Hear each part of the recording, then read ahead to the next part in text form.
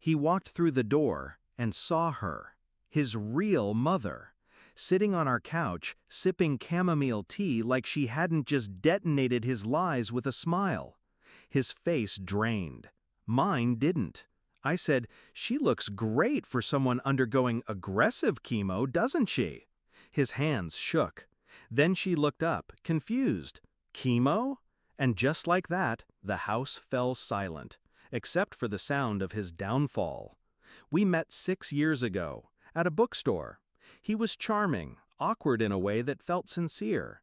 Said he liked women who were too smart to fall for anyone.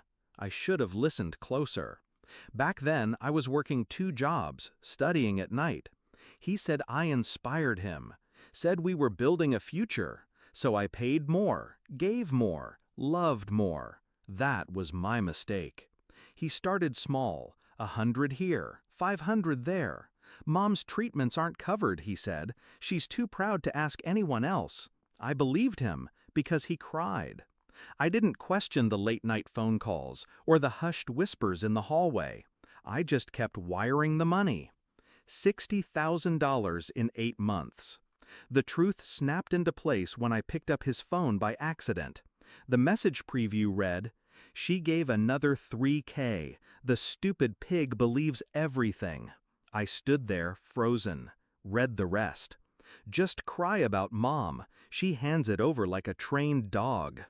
The name saved under Mom wasn't his mother. It was Jessie, 22, blonde, tattooed in places I paid to laser off my own. I didn't scream, didn't confront. Instead, I put the phone back and walked into the kitchen. Made dinner like I hadn't just read the script of my own humiliation. But my silence wasn't surrender. It was strategy. I confirmed everything first. Bank statements, burner phones, an extra Venmo account, photos of her in our car, wearing my scarf. And then I called the actual Mrs. Ford. She sounded surprised to hear from me, said she hadn't been sick a day in her life. I asked if she wanted to visit. "A little surprise for your son," I said sweetly. She booked the flight within the hour. The week leading up to her arrival, I played the doting wife. Packed his lunch, folded his socks, listened to his fake sob stories with a tilted head and patient nod. He had no idea I'd already drained the joint account. No idea the lawyer I'd met wasn't a client, but mine. When his mother landed, I picked her up with flowers. She looked radiant, healthy, confused. I just smiled. You'll understand everything soon. Back at the house, I timed it perfectly.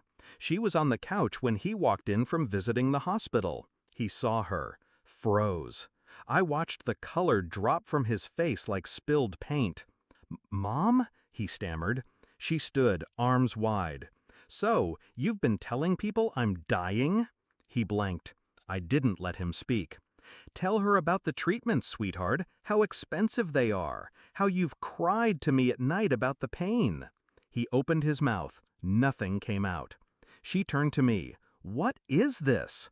I handed her the folder. Screenshots, transfers, messages. She read in silence, then slapped him so hard the air changed. "I raised you better than this," she hissed. He tried to grovel. She didn't flinch. She took her purse and walked out. But I wasn't finished. As the door clicked shut, he looked at me like a drowning man. "It wasn't what it looked like." I laughed, cold, quiet. "You used your mother's name to steal from me. Jessie didn't even want the money. Then why did she dump you when it stopped?" He stopped talking. I handed him the envelope. "Divorce papers, signed. You'll notice the asset clause. Everything in my name stays mine. You leave with the debt." He didn't speak, so I opened the door. "Go cry to your girlfriend."